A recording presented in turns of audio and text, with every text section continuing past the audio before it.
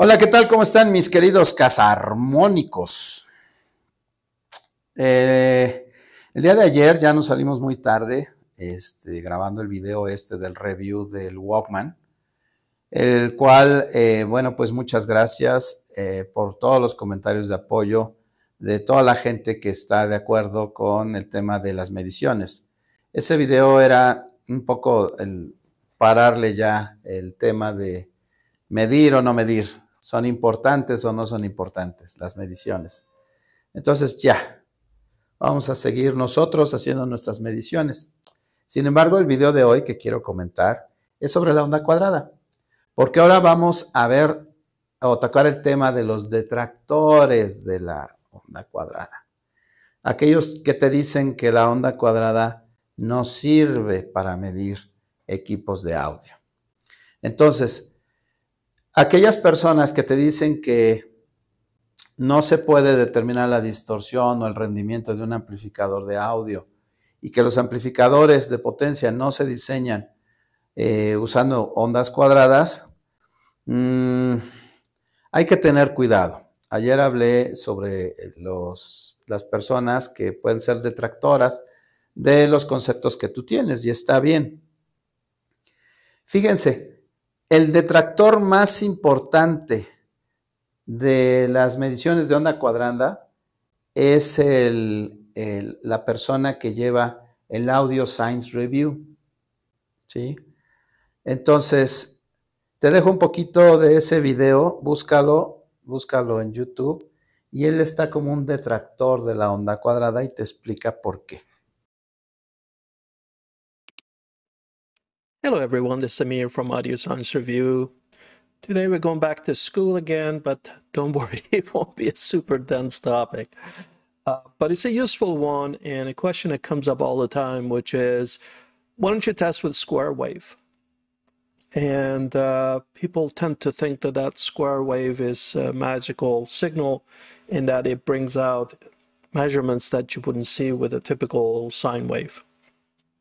So I thought I'd talk about why I don't do it by doing some demonstrations for you so that you get a good practical feeling for what the issues with square wave testing is. I've got my audio precision analyzer again running. This is the user interface for it. I've set it to 10 kilohertz and the signal up here, if you can read it, says square. So it's been told to generate a square wave. Look to the right. Does this look like a square wave to you? It doesn't, right? It looks like a pretty sine wave. How is that possible? How could it be a sine wave when I'm asking it to generate a square wave?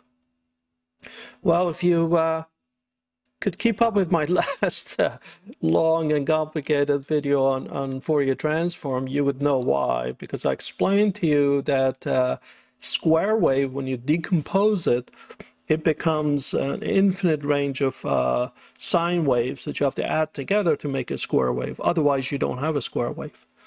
So if you look on the left, you see why this is not the case here, that our bandwidth for capturing that signal is only 22 kilohertz. So the generator in the analyzer is generating a square wave, and I'll show you in a second. But because on the receiving side, we're truncating everything after 22 kilohertz, we cannot capture the third harmonic of 10 kilohertz. So the tone, I carefully set it to be 10 kilohertz. So the first odd harmonic that you need to make a square wave would be 30 kilohertz. But since we truncate everything at 22 kilohertz, we basically just have the primary tone, which is a sine wave. So the Fourier transform works. So notice what happens now if I set this to bandwidth to 500 kilohertz. All of a sudden, we get a full square wave. Why? Because we're capturing many odd harmonics of 10 kilohertz, and that starts to look almost like a square wave. Now, if you don't believe me, let's look at the what a Fourier transform of a square wave is. And this is a Wikipedia page on square wave that you can peruse at your leisure. It is written by math people, so you're going to get totally lost. But one key thing for it is that if you look in here, this is what it winds up being, the expansion of this series. And it says basically you take a bunch of sine waves, and this basically translates into odd sine waves. And you add them up together and you get a square wave. But look at what you have to add from k equals 1 to what? Infinity. So this is why I say you need to have infinite amount of energy to make a square wave. If you don't have infinite amount of energy, then you don't have a square wave. Now, in our audio systems, we care about what we can hear. What can you hear? Can you hear above 20 kilohertz? You cannot. If you're young, maybe you hear a little bit more than that, but that's it. So very quickly, we truncate the bandwidth of any signal that we throw at the system. So the notion of a square wave just doesn't apply, certainly not to digital audio. If you have CD, by definition, you only have 22 kilohertz of bandwidth. So if you truncate that, you only get somewhat of a square wave at lower frequencies, and I can show you that.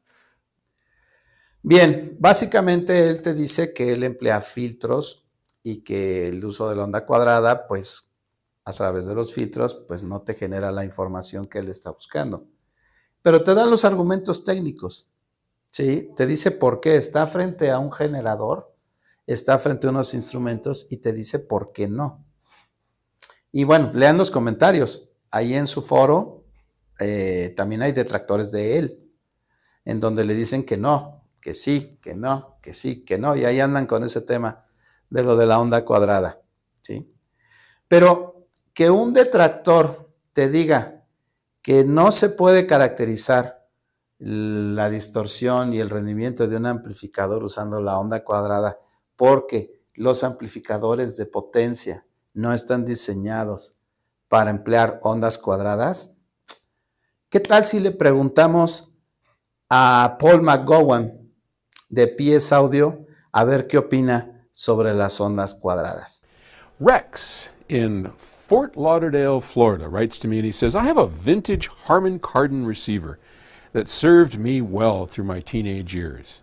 I'm an old fart now, he says. Me too, Rex. One of the things I really got into at the time was the Harman Kardon's assertion that their equipment could produce an undistorted square wave. My understanding of square waves is that they reveal almost any imperfection in the signal path. Phase distortion, noise, uneven frequency response, those and more. What is your opinion on square waves? Well, first off, we don't listen to square waves. We listen to modified sine waves. But square waves are a critical design tool in amplifier design. When I design, or when I used to design, I don't do it anymore. I kind of miss doing that, actually. Got all these young hot rods like Darren Myers and Chris and Bob Stadther. Oh, he ain't young anymore. And they're doing all the fun design stuff. I get to be CEO. Woo-woo. Anyway, don't get me going. I got into this because I love designing stuff. But they all use, and I use, square waves to tell how an amplifier is responding. So, a square wave is a combination of sine waves, from high sine waves, high frequency sine waves, to low frequency sine waves, whatever the fundamental of the square wave is. So and they're all pretty much odd harmonics. So third, fifth, seventh, ninth. And it's just got all these sine waves, and together they make up this square wave. And if you can, a square wave is literally a square wave. It goes from 0 up to some point, straight across and over. But it almost never looks like that in an amplifier. So a square wave will tell you a lot. For example, if you have an amplifier you're designing with, a lot of feedback to it, or with any number of things going on that from a sine wave standpoint looks really good. You put sine waves in, you get low distortion, everything's good, frequency response. You put a square wave in, what do you see? All of a sudden, ringing. You might see a huge a big overshoot at the very beginning of the square wave, and then straight through, and then maybe some ripples in the square wave. Looks like dog do. Aha! Now you know that despite the fact sine waves, and we listen to sine waves, are low distortion, full frequency response, there's something else going on in that amplifier that really needs to be addressed. Or the opposite. You might find an amplifier with low slew rate or with not such great open loop frequency response to be kind of rolled off to where the square wave ain't so square anymore, or it's rippled on that. Any number of things can be told with a square wave. So when you buy an amplifier, if you have a chance to talk to the designer or to find out something about that design, absolutely find out about its square wave response. We should probably publish our square wave response. The reason we don't is most people wouldn't have a frickin' clue what's going on. They go, I don't do square waves. But anyway, they are really important. So thanks for the question. I hope that helped. I'll talk to you later. Ahora, esas ondas cuadradas, ese comentario que hizo, tiene que ver con los amplificadores de audio. Entonces, pues vamos escribiéndole a Paul McGowan, ¿no? Y decirle que no, que está loco, que así no es. También, ¿qué tal si vemos un escrito de Harman Kardon y la explicación que da para el uso de la onda cuadrada en el diseño de amplificadores de audio? Miren, este documento se llama Análisis de la onda cuadrada en el rendimiento de amplificadores de audio.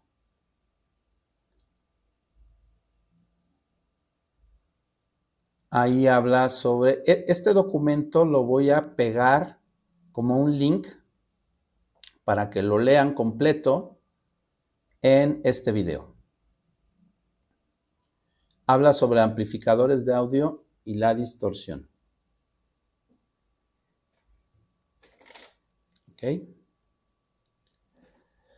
Explica lo que es la onda cuadrada y por qué es importante hacerlo. Y aquí dice que la onda cuadrada es nuestra herramienta. Ahí habla o explica que la onda senoidal pura sí da información, sin embargo, no hay cosas que no puedes medir. Entonces, aquí dice que las ondas cuadradas pueden ilustrar distorsión de fase, respuesta transitoria, respuesta en frecuencia e inestabilidad. Y está muy interesante, aquí te dice cómo se van comportando las ondas. Solo les recuerdo que estamos hablando de amplificadores de audio, amplificadores de potencia. Aquí dice, vamos a tratar de traducir esto. Fuentes potenciales de distorsión son probablemente infinitas, pero todas ellas tienen un impacto en la calidad del sonido. En este contexto, Harman Kardon empuja ventajas mejorando el rendimiento, la respuesta en la onda cuadrada y el tiempo de elevación, el rise time, son claramente identificables al día de hoy como elemento que deben de ser agregados en las especificaciones convencionales en orden para habilitar la autenticidad musical, para predecir la autenticidad musical.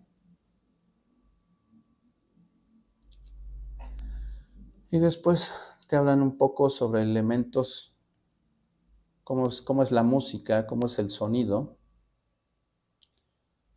Y bueno, este no tiene el año, pero está hecho por Harman Kardon. ¿Vale? Y bueno, pues ellos están muy por encima de nuestro nivel evolutivo.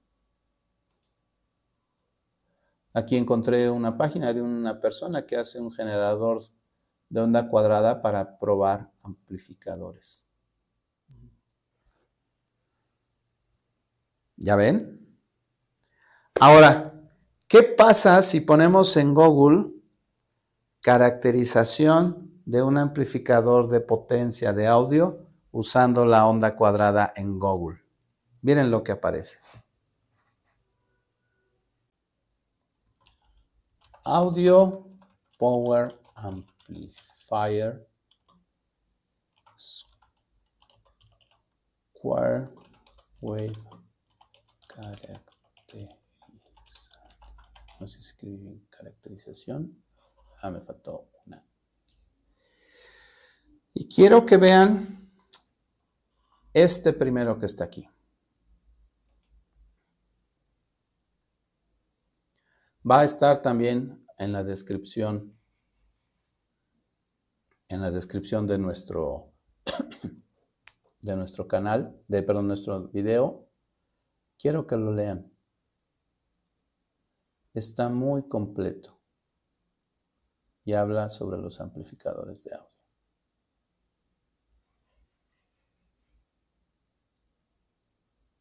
Por favor, chéquenlo.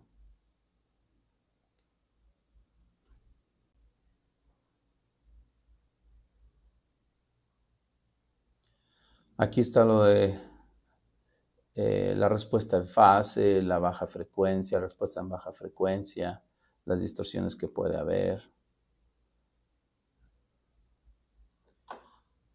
También, por ejemplo, AP Audio Solutions. También tiene una página donde dice Hip to be square, como la canción de Hugh Lewis and the News. La utilidad de las señales de la onda cuadrada. Y pues ahí viene la gráfica con los armónicos que les he mostrado. Hace muchos años, muchos siglos, solo veíamos las estrellas y tratábamos de entender el universo conforme a lo que veíamos. Y no podíamos ver más allá hasta que llegó el invento del telescopio. Llega el telescopio y empieza a haber un descubrimiento mucho más allá de lo que podíamos ver a simple vista. Y después, con los años, los siglos, se fueron construyendo telescopios cada vez más grandes y se fueron descubriendo cosas en el universo que no se veían a simple vista.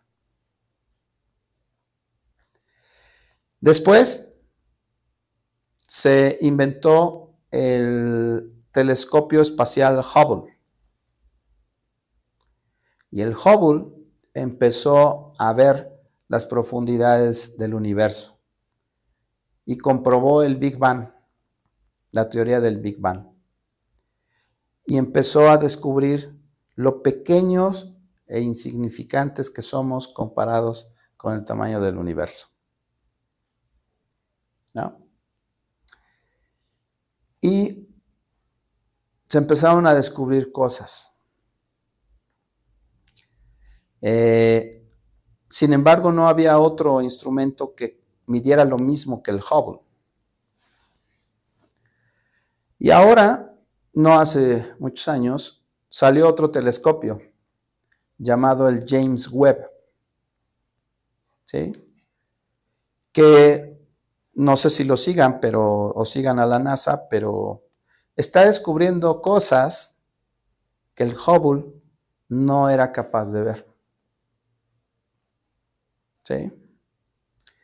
Entonces, ya incluso la teoría del Big Bang ya la están cuestionando. Hace semana y media vi en Twitter o en X, vi una fotografía donde dicen que acaban de fotografiar unas galaxias que no se supone que tendrían que estar acorde a la distancia, y esto echa por debajo, falta comprobarlo, pero echa por debajo la teoría del Big Bang. Los telescopios son instrumentos de medición. ¿Sale? ¿Qué es lo que cambió? ¿Qué es lo que cambia entre todos estos telescopios? La profundidad y la resolución.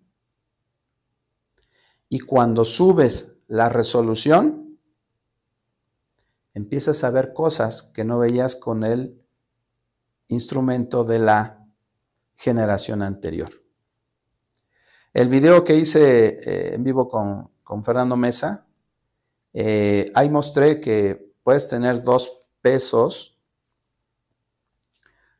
pesas de 10 kilos y los pones en la báscula y te miden 10 kilos. Pero si empiezas a aumentar la resolución de la báscula, te vas a dar cuenta que una pesa más que la otra. ¿Sí? Porque la resolución y el método de medición y el error son importantes. Yo mismo hace unos días acabo de hacer una comparativa entre un Super Audio CD y la misma canción pero bajada desde internet con mis aparatos. Y la conclusión es de que se veían igual. ¿Sale? Y la conclusión es que, bueno, bajo esa prueba, bajo ese método, bajo esa resolución, salieron igual. Entonces, ¿qué tengo que hacer? Voy a seguir analizando, voy a seguir revisando, cambiando el método, y estoy seguro que puede aparecer variaciones, a lo mejor no en el rango que me dan mis instrumentos, pero estoy seguro que van a aparecer diferencias, porque siempre las hay. Siempre las hay. Siempre hay diferencia entre las cosas. No hay dos cosas iguales. Lo comenté en el video de amplificadores clase D, que no hay dos cosas iguales. No existe eso. Todo depende de cómo lo midas y la resolución con lo que lo hagas. Este video tiene 12 años y dice la prueba de un amplificador de bulbos, obviamente uno de potencia, usando la onda cuadrada. Entonces, ya lo dije, yo no estoy inventando el hilo negro. Ahí está una persona describiendo los detalles que se ven en las ondas cuadradas. ¿Y cuáles son esos detalles? Miren.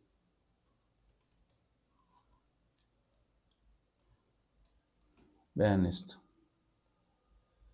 Aquí se dice que se pone un generador de onda cuadrada, se pone un amplificador de potencia y se pone la bocina o una carga resistiva y un osciloscopio. Esto es lo que nosotros hacemos en este canal. Un setup o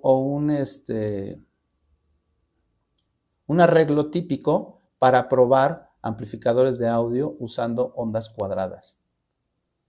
Y ya te dice, dependiendo del tipo de onda, si tienes un amplificador que tiene baja respuesta en graves, baja respuesta en agudos, que le moviste ahí al control de tonos y no es plano el amplificador, que le subiste al control de tonos y a los graves, que te está faltando amplificación en la baja frecuencia, y aquí te dice las formas de onda, lo que puede decirte de tu amplificador. Aquí te dice cuando tienes una banda limitada, cuando tienes una fase no lineal en el amplificador, cuando tienes distorsión Aquí ya vimos lo de las amplificaciones. Cuando tienes un corrimiento de fase, cuando tienes un retraso de fase. Entonces, si ustedes no creen que se puede determinar las características de un amplificador de potencia con onda cuadrada, caray, ignoras varias cosas. Y bueno, pues aquí te lo estamos demostrando con datos, no platicadito. Ahora bien, este video va a culminar con un video de 24 minutos de la compañía Tektronix, en donde te explican el uso de la onda cuadrada. Este video es de los años 60, ¿sale? Es de los años 60 y son las bases de la ingeniería. Incluso los ingenieros que hoy son detractores de la onda cuadrada todavía ni nacían. Pero entonces hay que tener cuidado, porque si un ingeniero te dice que la onda cuadrada no se ocupa para medir amplificadores de audio y no te da la información correcta, entonces hay que tener cuidado, porque te lo dice o por ignorancia, porque no conoce a profundidad, o te lo dice porque quiere que seas pastoreado. Y quiere solo tener la razón y la única razón, y solo quiere que seas una persona pastoreada, en donde te quiere decir qué pensar y qué conocer. Hay que tener cuidado, porque eso es decir que las mediciones son a mi modo, y no son así. Hay una norma internacional para medir los amplificadores. En esa norma internacional, la versión que tengo, la 2008, habla cómo probar los amplificadores de audio. Y efectivamente, todo se basa en la onda senoidal pura. Exceptuando una de las pruebas, sí usa la onda cuadrada. Pero lo que es distorsión, que el amplificador se proteja, que el clipeo del amplificador, que el crosstalk, que la distorsión por intermodulación y muchas cosas vienen en temas de señal de senoidal de 1 kHz. Y pues sí, esa es la norma, pero en algunos apartados dice, exceptuando si lo dice el fabricante. O sea, la norma no es tan estricta. Hay términos que están abiertos. Como por ejemplo, hay personas que me han dicho que estoy equivocado al hacer las pruebas de los amplificadores con una resistencia de 8 ohms. Me dicen que la forma correcta de hacer las mediciones de los amplificadores es usando una bocina. Una bocina. Tomo una bocina y la mido, y con eso hago pruebas de onda cuadrada y senoidal y ancho de banda. Sí, sí. Nada más que no saben, desconocen estas personas lo que tiene que ver con cómo puedo reproducir esa prueba en otros lugares y cómo puedo repetir el método en otros lugares. Y esos son términos de metrología que me imagino desconocen. Quiero pensar que desconocen. Si yo hago pruebas de un amplificador con una bocina marca Crino y te doy una opinión respecto a la respuesta del amplificador con una bocina que yo fabriqué, ¿cómo vas a replicar eso en otra parte, en otro lugar? ¿Cómo vas a saber si esa medición fue correcta?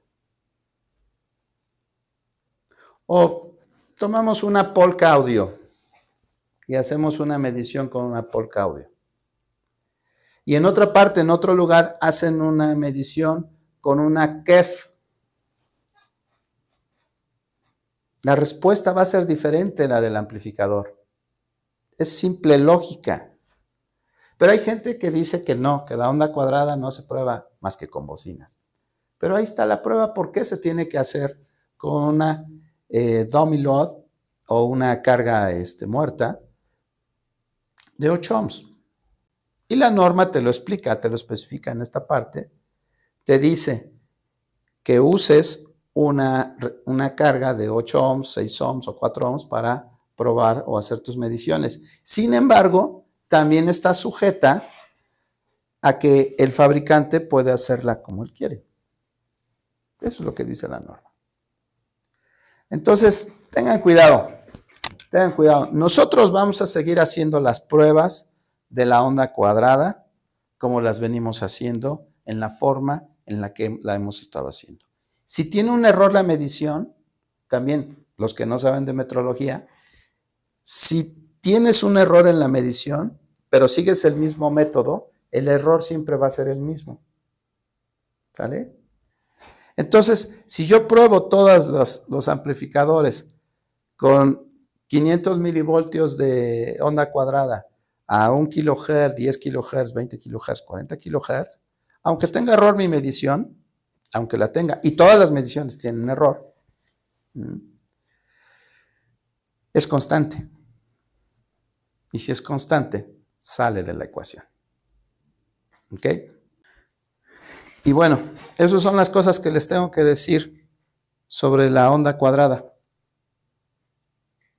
Las opiniones que hay sobre la onda cuadrada. Los textos que existen sobre la onda cuadrada. Para mí es importante. Y en este canal las vamos a seguir haciendo de esa manera. Y los detractores que me dicen que así no es, mejor que me digan como sí es, pero que me comprueben que estoy equivocado. Porque yo he encontrado los mismos datos y la misma información con el osciloscopio, con onda cuadrada, con onda senoidal, y todo cuadra. Y las mediciones todas cuadran, usando distintos instrumentos y distintos aparatos y distintas formas de hacer las mediciones. Entonces, pues ahí está. Entonces, muchas gracias. Y vamos a ver el video de Tektronix sobre la onda cuadrada, para aquellos que sí creen en ella y que están de acuerdo en seguirla. Muchas gracias.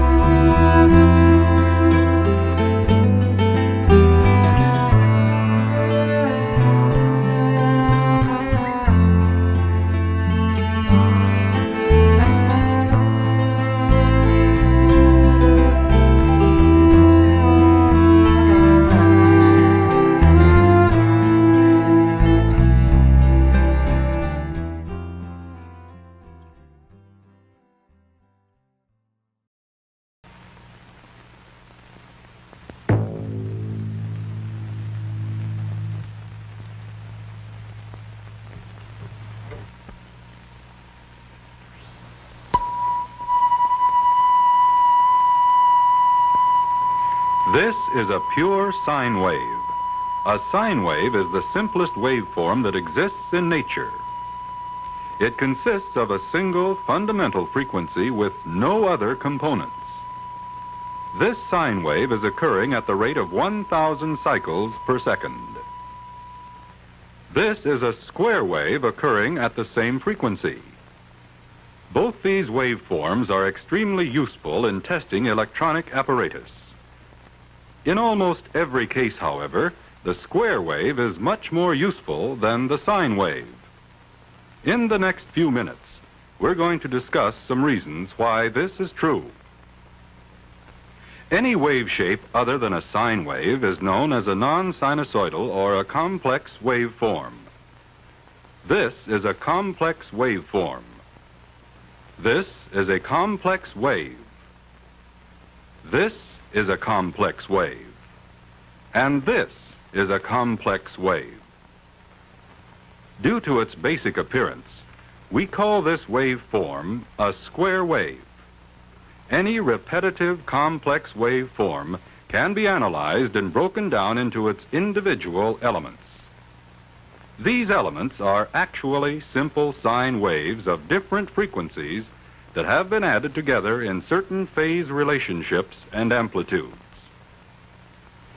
Before going any further, let's discuss harmonics. A harmonic is a waveform whose frequency is a whole number multiple of another frequency. If we choose 1,000 cycles as a fundamental frequency, then its second harmonic would be 2,000 cycles. Its third harmonic would be 3,000 cycles, the fourth, 4,000 cycles, and so on.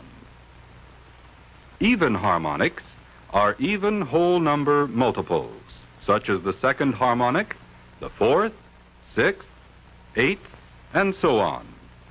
Odd harmonics are the odd whole number multiples, such as the third harmonic, fifth, seventh, ninth.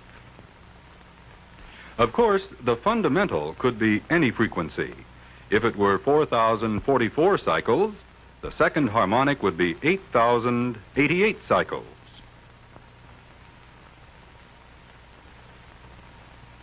Now, let's analyze a square wave.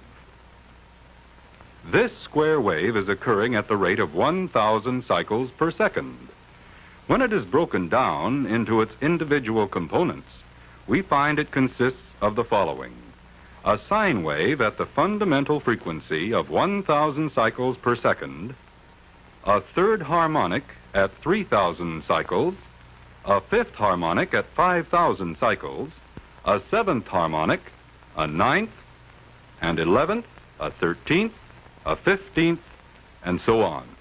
Notice that it consists of all odd harmonics. A perfect square wave would consist of a sine wave at the fundamental frequency plus an infinite number of odd harmonics. To obtain a square wave, these harmonics must be added, all in the exact same phase and in the proper amplitudes. Let's look at this graphically. Here is a 1,000 cycle sine wave. Here is the third harmonic, 3,000 cycles at 1/3 the amplitude. If we combine these two signals, that is, add them algebraically, the resultant waveform will be this. If we now take the fifth harmonic, 5,000 cycles, at 1/5 the amplitude of the fundamental, and add it to the waveform, the result will look like this.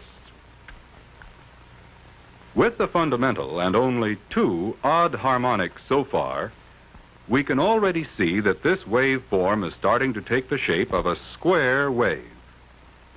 If we continue to add odd harmonics in phase and at the proper amplitudes, the waveform will more and more approach that of a square wave. Adding harmonics of higher frequencies causes the leading edge of the wave to rise more rapidly and produce a sharper corner between the leading edge and the top of the wave. It would require an infinite range of harmonics to produce a truly vertical edge and an actual sharp corner. This situation is physically impossible to produce, but waves can be generated that are very close to this ideal. A wealth of information, then, is contained in a single square wave. Due to the harmonics involved, this single waveform contains a wide range of frequencies. Information regarding the amplitudes and phase relationships of the higher harmonics is contained in the steepness of the leading edge and in the sharpness of the corner. The flat top contains information regarding amplitudes and phase relationships of the low-frequency components. That is, the fundamental frequency and the first few harmonics.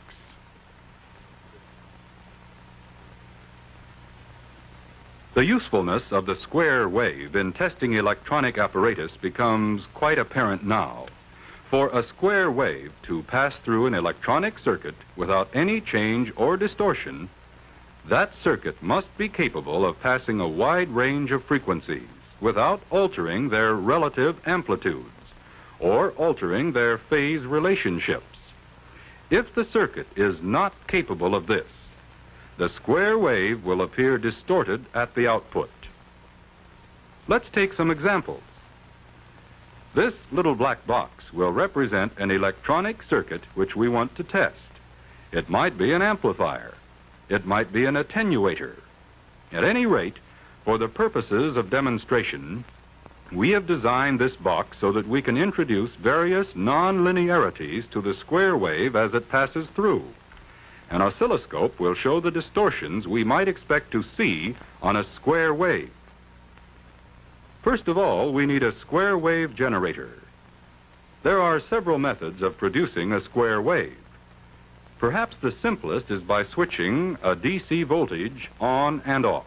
However, this method is cumbersome and inconsistent, and it is difficult to attain a very high repetition rate. This is a switch that is capable of producing an excellent square wave with a fast-rising leading edge. It is a mercury pulsar.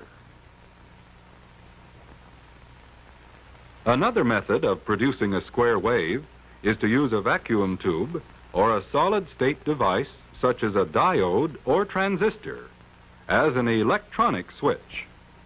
Such circuits make excellent square wave generators.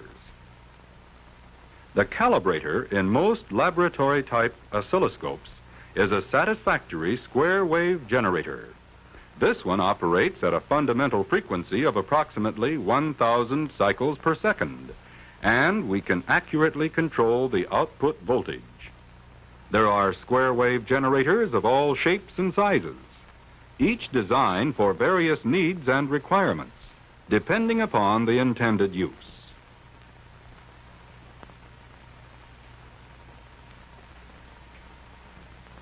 Now, with everything connected, we find that the apparatus under test is passing the square wave correctly. Its frequency response is fairly linear.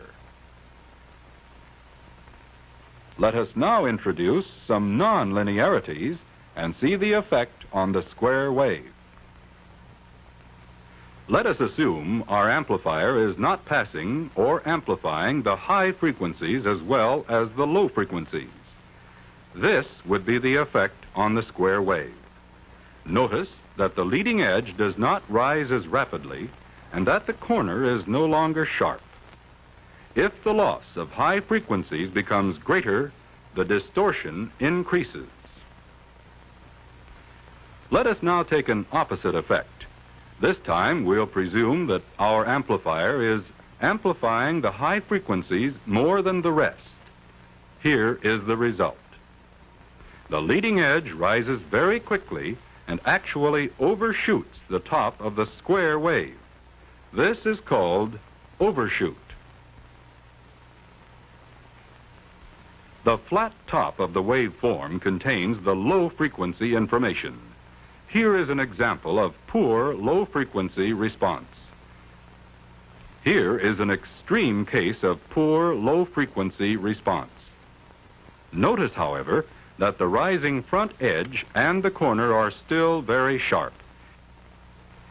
Here is an example of excessive low-frequency response. This display usually indicates the presence of a resonant circuit. It is known as ringing. The upper frequency response of an amplifier usually can be increased considerably by the use of resonant circuits in the amplifier. The adjustment of these tuned circuits, however, can become complicated. The use of the square wave as a test signal allows us to adjust such an amplifier for uniform frequency response without any ringing or peaking. As we know, the speed with which the rising portion of the square wave rises depends on how many harmonics are present in the wave. A perfect square wave would contain an infinite number of odd harmonics, and the leading edge would rise from minimum to maximum in 0 time. Such a wave, of course, is impossible to produce. If we adjust this scope to expand the rising portion of this square wave, we can see that it truly does not rise in 0 time. The time it does take to rise is called rise time. To be a little more precise about it, rise time is usually considered to be the amount of time it takes for the voltage to rise from 10% of its peak value to 90% of its peak value. In other words, it is the amount of time from here to here. In this case, the rise time is about 1/1,000,000th of a second, or 1 microsecond. In today's modern world of electronic science, it is becoming more and more important to measure things that happen in a fraction of a millionth or even a billionth of a second. The use of the square wave, especially the rising portion, has become extremely important in checking a circuit's ability to respond to high-speed signals. To accurately measure a circuit's response to a fast rise time, it would be desirable if we could generate a perfect square wave. A square wave which rises in 0 time. And if we could build a scope that could perfectly reproduce such a rise time. Of course, these things are impossible. Nevertheless, we continually strive to push ahead as far as possible. This is a square wave generator that can produce a square wave with a rise time that is extremely fast. We're not sure exactly how fast, because we're limited as to how fast we can measure it. This is one of the fastest precision laboratory oscilloscopes now available.